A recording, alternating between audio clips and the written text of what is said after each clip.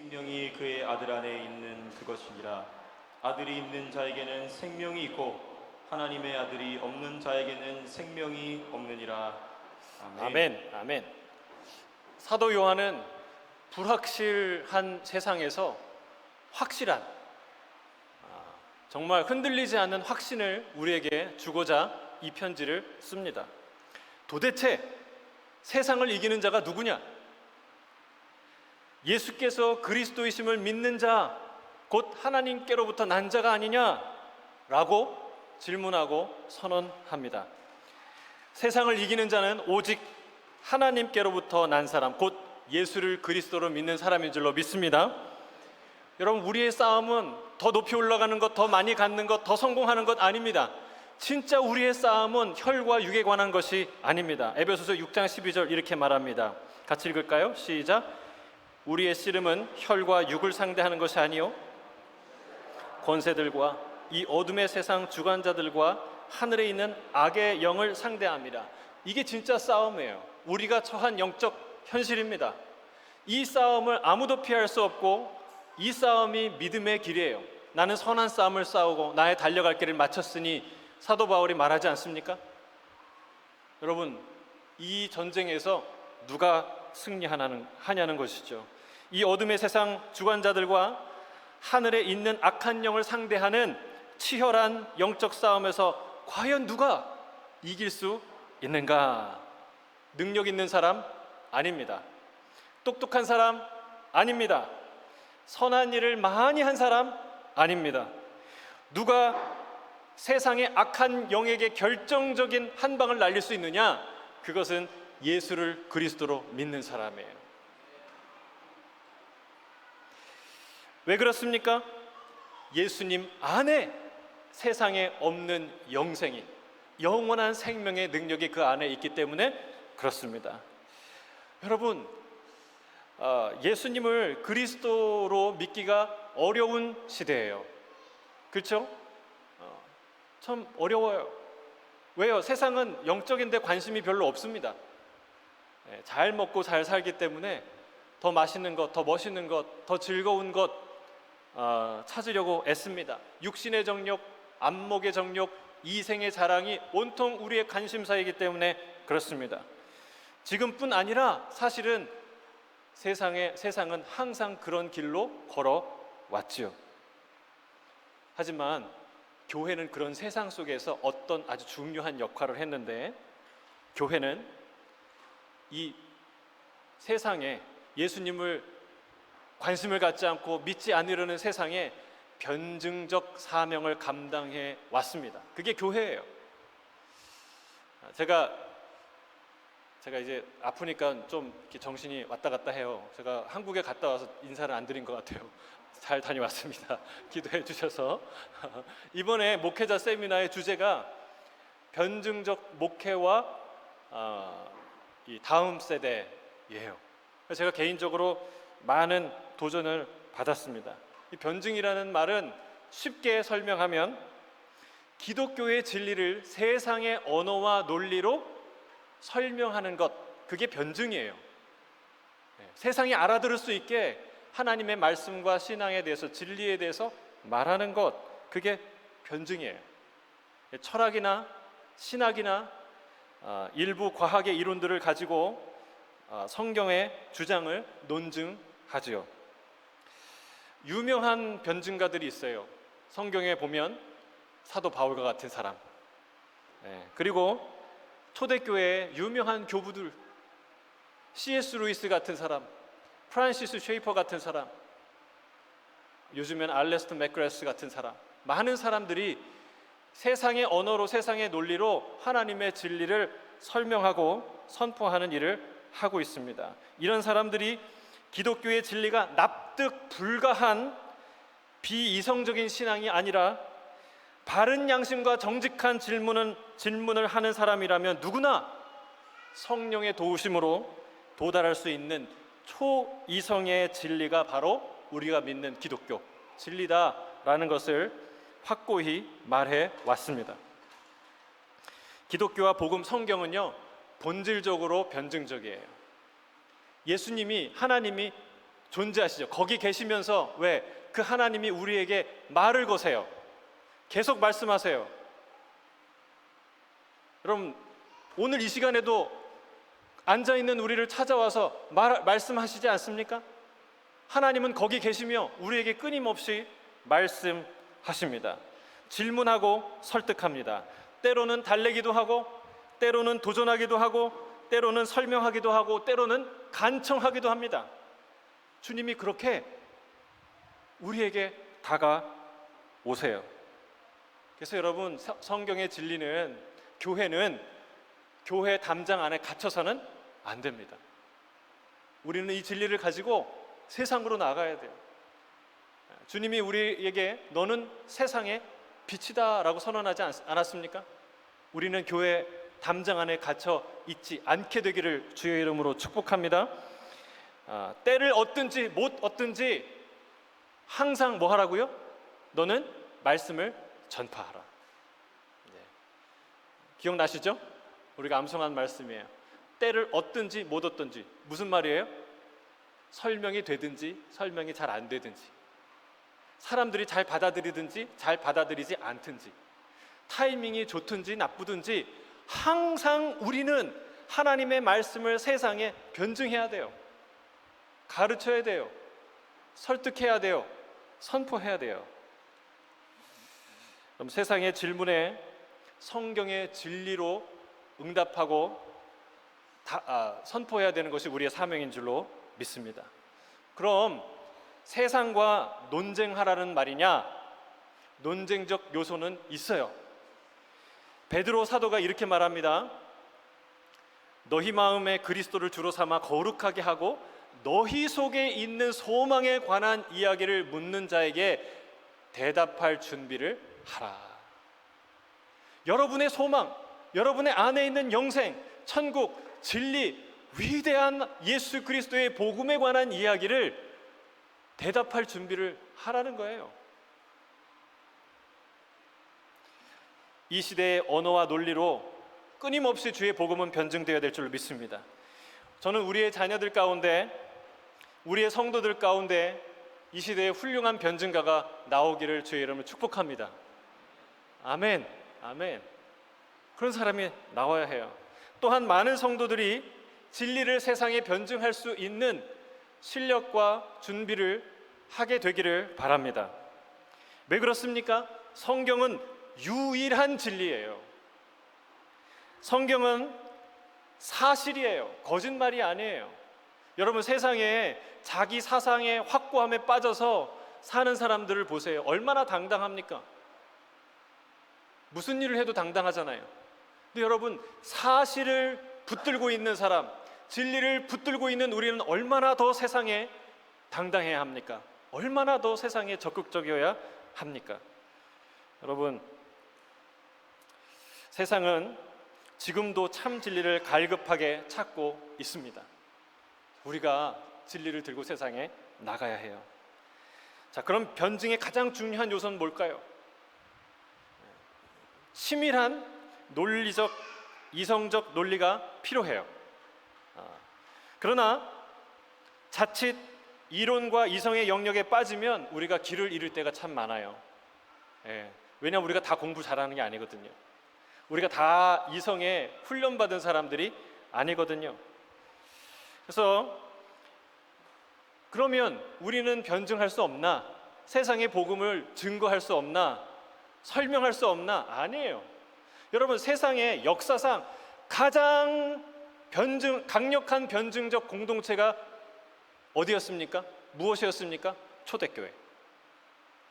사도행전에 나오는 초대교회는요, 거기에 학식이 많은 학자들이 많지 않았어요. 출신이 높은 고관대작 많지 않았어요. 많은 사람들이 가난하고 많은 사람들이 노예들도 많았어요. 그러나 역사상 그 어떤 공동체보다 초대교회는 강력하게 세상에 예수가 그리스도임을 증언했어요. 설명했어요. 선포했어요. 설득했어요. 저는 예수 따라가는 교회가 그렇게 되기를 주의 이름으로 축복합니다. 모든 성도들이 다 변증학을 전공할 수도 없고 변증가가 될 필요도 없습니다. 그러나 교회는 언제나 이 변증적 사명을 감당하는 강력한 변증적 공동체로 존재해야 될 줄로 믿습니다. 그러면 질문이에요. 무엇이 우리로 하여금 세상이 계속 멸시하고 세상이 계속 우리를 공격해도 포기하지 않고 세상의 진리를 증언할 수 있는 그런 변증의 힘은 무엇인가? 뭘까요? 어디서 그런 강력한 세상을 향한 변증적 열정이 나오게 될까요? 여러분, 두 가지예요. 첫째는요, 하나님의 말씀, 이 성경이 실제가 돼야 돼요. 실제가. 따라하겠습니다. 성경이 실제가 돼야 합니다. 이론이 돼서는 안 됩니다. 그냥 하나의 신학이 되어서는 안 됩니다. 하나의 교리가 되어서는 안 됩니다. 초대교회 성도들에게 십자가와 부활은 형이상학적 이론이 결코 아니었어요. 그들은 성령 안에서, 말씀 안에서 예수님과 실제로 교제를 나눈 사람들이에요. 그들은 예수님을 보았고 만졌고 대화했어요. 이 요한 1서를 쓰는 이 사도 요한이 처음으로 그 얘기를 하는 거예요. 1장 1절 2절에 이렇게 얘기합니다. 같이 읽어볼까요? 요한 1서 1장 1절 2절 함께 읽겠습니다. 시작.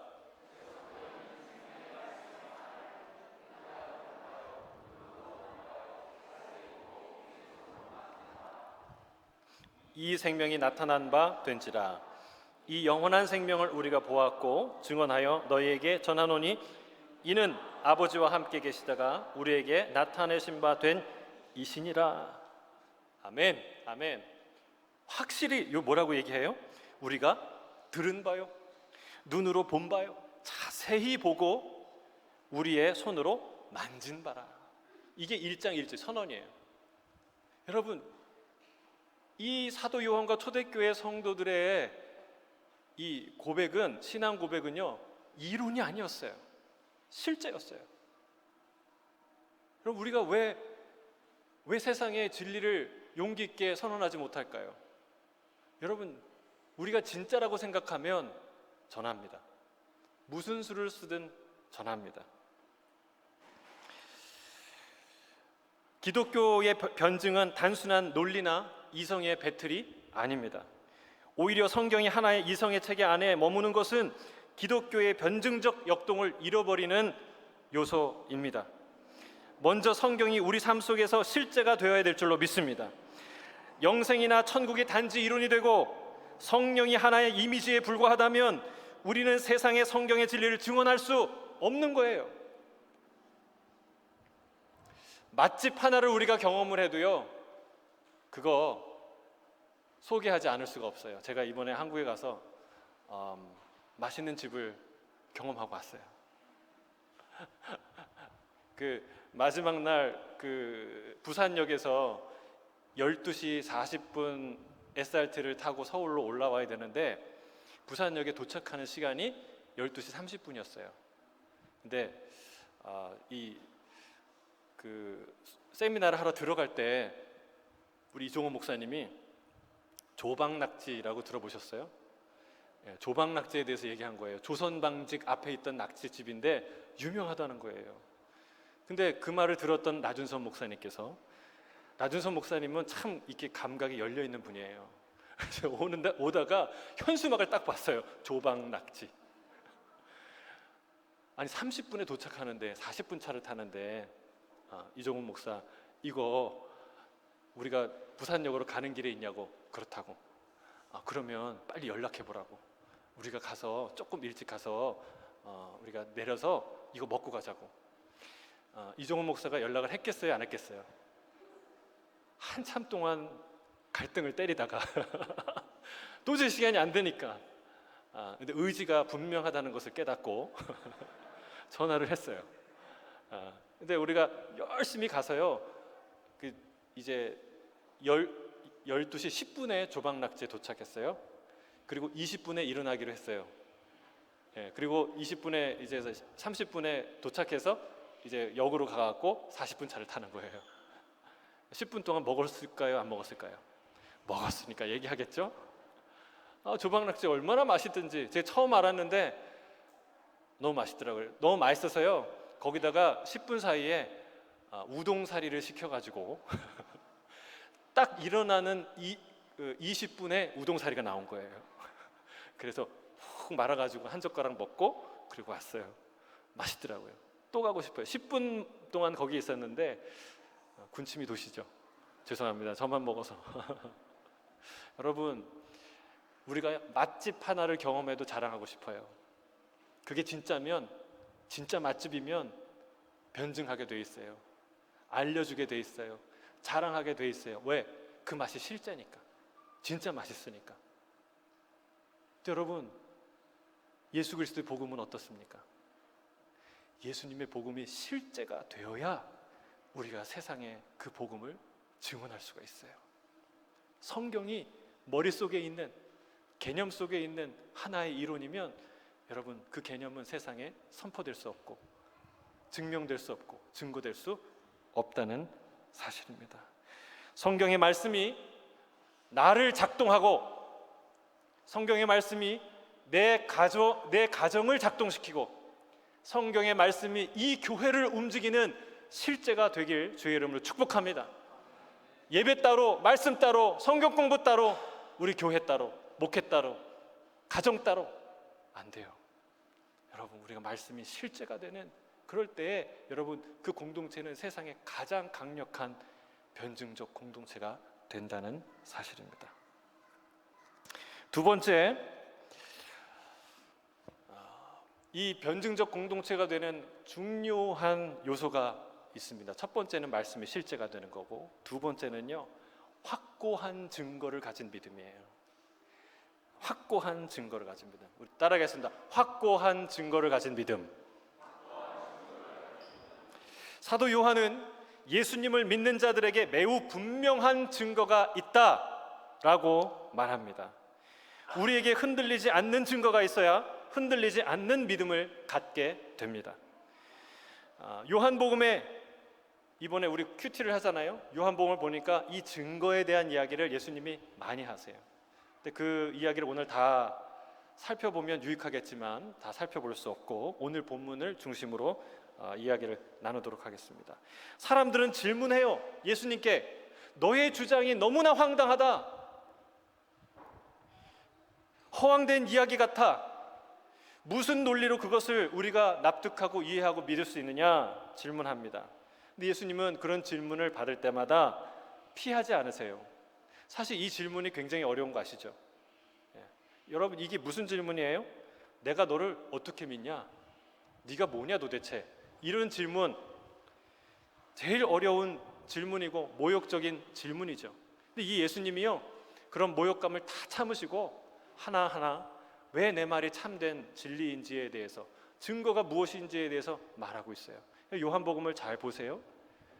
예수님이 무엇이 우리에게 본인이 메시아라는, 내가 영생을 준다는 증거인지를 찬찬히 살펴보시길 바랍니다. 오늘 사도 요한은 이렇게 얘기하는 거예요. 예수를 믿는 사람은 그 안에 확고한 증거와 믿음이 있다. 오늘 본문은 아닌데 다음 주에 살펴볼 본문인데 13절에 사도 요한이 이 편지를 왜 쓰냐면 너희 안에 영생이 있음을 알게 하려 함이다 라고 말하고 있어요. 그리고 오늘 본문에도 이 많은 증거들이 너희 안에 있다라고 선언해요. 무슨 말이에요? 우리가 구원을 어렴풋이 알고 그냥 믿고 소원하는 정도가 아니라 확실하다는 거예요. 여러분, 안다는 것과 믿는다는 것, 이 두 가지 말 중에 어떤 것이 더 확실한 믿음의 표현일까요?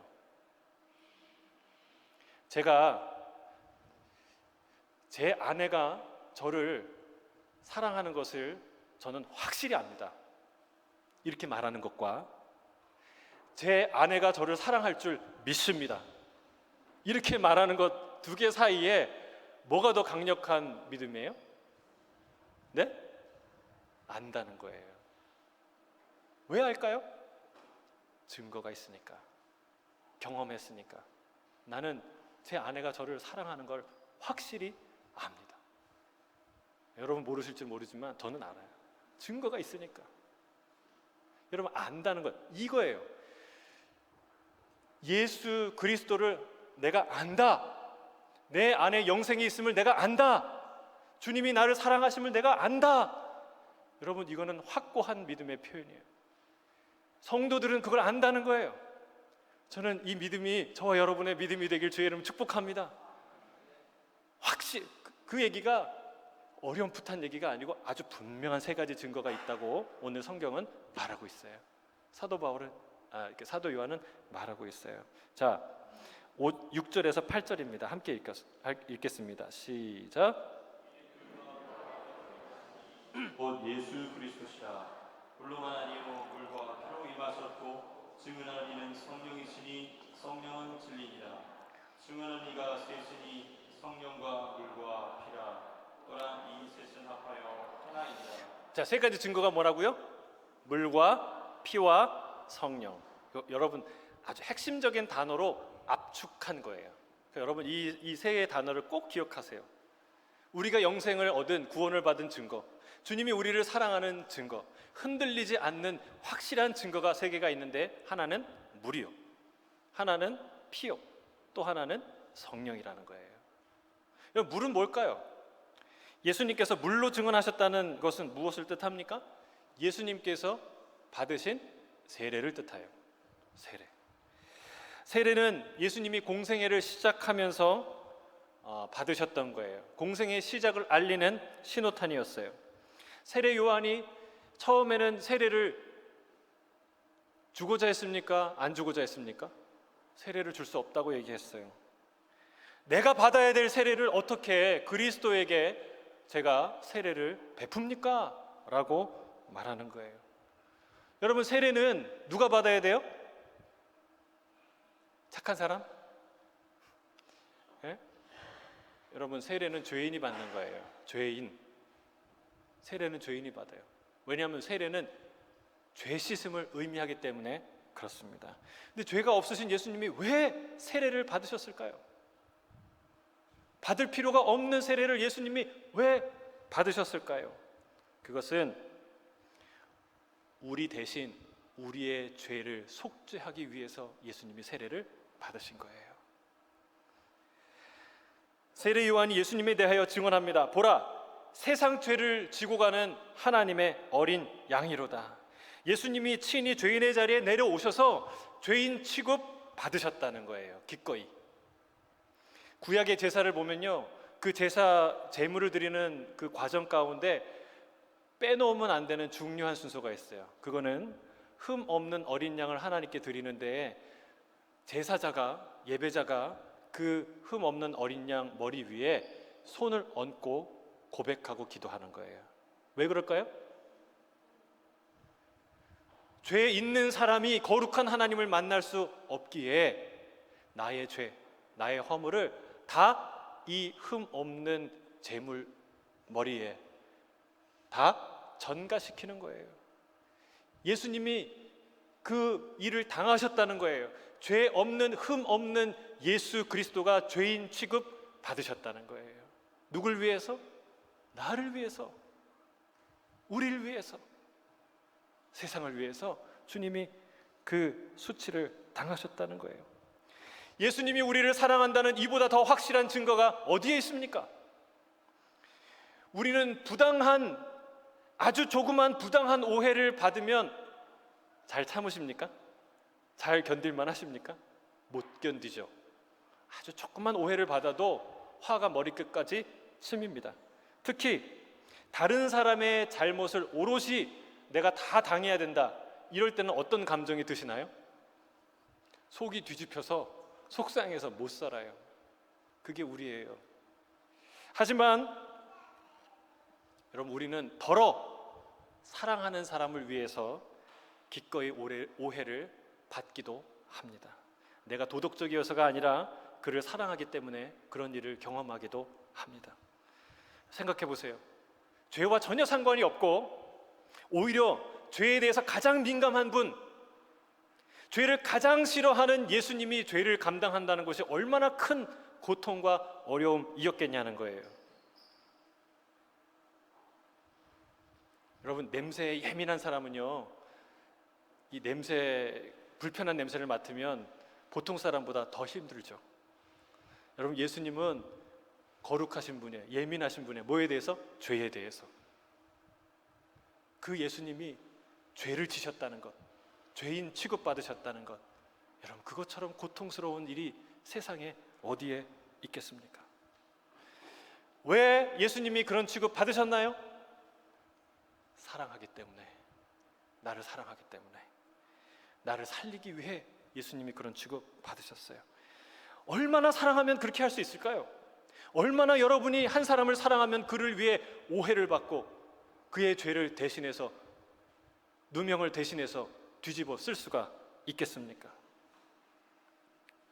나를 대신해 죄인 취급받으신 분이 과연 우리에게 무엇을 아끼시겠습니까? 영생을 주시지 않겠습니까? 여러분, 이것은 확실한 증거예요. 또한 우리 하나님 아버지 하나님도 우리를 사랑하신다는 이보다 더 확실한 증거가 없어요. 왜요? 하나밖에 없는 아들을 우리에게 주셨기 때문에 그렇습니다. 여러분, 흠 없는 어린 양 수백 마리, 수천 마리, 수만 마리를 우리에게 주실 수 있지만 하나밖에 없는 아들은 줄 수가 없어요. 그러나 하나님께서 그 아들을 우리 죄를 위해서 내어 주셨습니다. 이거보다 더 확실한 사랑의 증거, 구원의 증거가 어디에 있겠습니까? 첫 번째는 물이에요. 세례. 예수님이 죄인 취급받으셨다. 두 번째는 피입니다. 피는 무엇을 뜻합니까? 예수께서 물로만 아니라 피로 임하고 증언하셨다는 말은 무엇입니까? 예수께서 피 흘리신 십자가를 말합니다. 이것은, 세례는 예수님의 공생의 처음이라면 십자가는 예수님 공생의 마지막 사역입니다. 예수님은 세례를 받는 순간부터 십자가에 달리시기까지 처음부터 마지막까지 우리의 구원을 위해 달려가셨고 사랑하셨고 그것을 이루셨다는 거예요. 여러분, 십자가보다 더 분명한 증거는 없습니다. 우리 모두는 십자가에서 흘리신 예수님의 피를 의지해야 될 줄로 믿습니다. 그 피를 의지하지 않고는 단 한 사람도 하나님 앞에 설 수가 없고 의롭다 칭함을 받을 수 없다는 거예요. 죄가 없으신 예수님이 죄인 취급 받으셨을 뿐만이 아니라 실제로 우리의 죄값을 십자가에서 대신 치르셨다는 거예요. 그의 목숨으로. 십자가는 세상에서 가장 참혹한 살인 사건입니다. 가장 부당하고 부도덕한 사건이었습니다. 가장 잔혹하고 끔찍한 살해 사건이었습니다. 여러분, 신약 성경을 좀 보세요. 마태, 마가, 누가, 요한, 사복음서. 여러분, 거기에 가장 성경이 주목해서 증언하는 내용은 무엇입니까? 십자가예요. 십자가의 사건을 여러분 카메라 4대로 1번, 2번, 3번, 4번 카메라로 마태, 마가, 누가, 요한이 그 십자가를 정확하게 증언하고 조명하고 있다는 사실이에요. 왜요? 십자가는 우리의 구원의 가장 확실한 증거이기 때문에 그렇습니다.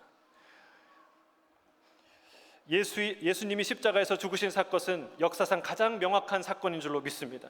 십자가의 사건은 어느 구석에서 일어난 사건이 아니고 당대 예루살렘의 모든 사람이 직접 보았던, 들었던 사건입니다. 이 십자가의 복음, 십자가의 믿음, 이 증거를 갖게 되길 주의 이름 축복합니다. 세상을 이기는 강력한 믿음은 십자가의 복음이에요. 십자가를 붙드는 믿음이에요. 십자가가 저와 여러분의 믿음의 확고한 증거가 되길 주의 이름 축복합니다. 마지막 세 번째는 뭐예요? 성령입니다. 성령. 진리이신 성령께서 예수 그리스도에 대해서 증언하십니다. 성령과 예수님은 밀접한 관계를 갖고 있어요. 예수님께서 성령에 대해서 가장 많은 말을 하셨어요. 예수님이 내가 아버지께로 가면 내가 또 다른 보혜사를 너에게 보내줄 거다라고 약속하셨습니다. 근데 이 또 다른 보혜사의 의미가 무엇입니까? 똑같은 보혜사란 뜻이에요. 나와 똑같은 그분을 내가 너희에게 보내주겠다. 그 예수님과 성령님은 하나예요. 예수님은 성령으로 잉태되셨어요. 그러나 세례 받으실 때 하늘 문이 열리고 뭐가 임했어요? 성령이 임하셨습니다. 세례 요한도 이렇게 증언합니다. 나를 보내시니가 누군가에게 하늘에서 성령이 비둘기같이 임하면 그가 메시아인 줄을 알라라고 내가 얘기를 들었다라고 증언합니다. 여러분, 이 성령의 임재, 성령의 역사, 성령은요 우리가 가장 확실한 하나님의 증거인 줄로 믿습니다. 여러분, 예수님도 자신의 사역을 시작할 때 이사야 61장을 찾아서 선포하고 시작했어요. 이사야 61장에 어떤 말이 있어요? 우리 누가복음 4장 18절에서 19절 우리 함께 읽겠습니다. 예수님이 이 회당에 가서 그 말씀을 찾아서 읽는 장면이에요. 함께 읽겠습니다. 시작. 주의 성령이 내게 임하셨으니 이는 가난한 자에게 복음을 전하게 하시려고 네게 기름을 부으시고 나를 보내사 포로된 자에게 자유를 눈먼 자에게 다시 보게 함을 전파하며 눌린 자를 자유롭게 하고 주의 은혜의 해를 전파하게 하려 하심이라 하였더라. 뭐가 임했다고요? 주의 성령이 내게 임하셨으니. 예수님의 공생의 사역의 가장 중요한 스타트 라인, 역사, 능력, 이건 성령이에요. 여러분, 예수님도 성령 충만을 받아 공생애를 시작하셨습니다. 저와 여러분은 성령 충만함을 사모하게 되길 주의 이름으로 축복합니다. 예수님이 성령과 상관이 없는 분입니까? 아니죠. 성령으로 잉태되셨죠. 그럼에도 불구하고 성령을 받으셨어요. 성령이 임하고 나서 여러분 그의 사역에 무한한 놀라운 능력이 나타나기 시작했어요. 여러분, 성령께서 우리 안에 임하시고 우리 안에 증거하기 시작하면 우리 안에 놀라운 능력이 나타날 줄로 믿습니다. 우리 안에 있는 증거예요. 증거. 교회는 성령의 역사로 시작됐어요. 예수님의 공생애가 성령의 역사로 시작됐을 뿐만이 아니라 교회의 역사도 성령 사건으로 시작되었어요. 성령께서 이끌어가는 것이 교회이고 교회의 역사인 줄로 믿습니다. 성령이 우리 안에 증거하신다라고 성경은 말합니다. 오늘 본문 5장 10절 상반절 앞에 이렇게 말하고 있어요. 같이 읽어볼까요? 시작. 하나님의 아들을 믿는 자는 자기 안에 증거가 있고. 여러분, 증거가 어디 있다고요? 우리 안에, 여러분 안에 있어요. 여러분, 우리는 증거를 밖에서 찾습니다. 제가 여러분에게 이종호 목사는, 제가 스스로 이종호 목사는 아주 훌륭한 목사예요 라고 얘기하면 여러분이 웃으시겠죠? 안 웃으셔서 감사합니다. 아니, 자기 스스로 훌륭한 목사라고 얘기하는 거, 그건 납득이 안 되고 우스운 이야기. 반대로 저를 경험했던 많은 동역자와 성도와 목사님들이 이종호 목사 정말 훌륭한 성령 충만한 그런 목사예요 라고 얘기하면 여러분 수긍하겠죠. 그럼 우리는요, 내가 잘한다고 이것보다요 항상 그 증거를 밖에서 찾습니다. 누가 나를 인정해주고, 내 논문이 어떤 학술지에 실리고, 내가 어떤 사역을 하고, 내가 어떤 자리에 올라가고, 이게 항상 우리의 관심사예요. 우리의 증거를, 내 존재감을 항상 밖의 증거에 의지한다는 것이죠. 그러나 진정한 하나님의 사람들의 특징이 있는데, 그것은 그들의 증거는 그 안에서 나온다는 거예요. 자기 안에 증거가 있다는 거예요. 여러분, 이렇게 되길 주의 이름 축복합니다. 여러분 안에 증거가 있기를 바랍니다. 여러분, 예수님이 그렇게 하셨어요. 내 안에 있는 강력한 증거가 바로 성령입니다. 예수님은 성령으로 거듭나지 않으면 아무도 아버지를 볼 수 없다 말씀하셨어요. 성령은 어떤 분이라고 말합니까? 성령은 예수님이 바람 같은 분이다 라고 말합니다. 바람이 어디서 와서 어디로 가는지 알지 못하지만 존재하는 것처럼 성령이 그렇게 우리에게 역사하신다 말씀합니다. 여러분 꼭 기억하세요. 성령은 바람처럼 임해요. 저는 이 선풍기 바람처럼 틀면 나오는 바람 말고 임의로 부는 바람, 가을 바람, 시원한 바람, 여러분 그게 성령의 역사라는 거예요. 여러분 바람이 이렇게 흔들리면, 나뭇가지가 흔들리면 뭐를 알아요? 아, 바람이 있구나. 왜요? 나무가 스스로 흔들 수 없거든요. 스스로 흔들 수 없어요. 근육이 없기 때문에 바람이 흔드는 거예요. 그러면 아는 거예요. 아, 바람이 있구나. 여러분, 우리 안에 우리의 마음을 흔드시는 분이 있어요. 내 안에 경험하지 않았던 바람을 매일같이 일으키시는 분이 있어요.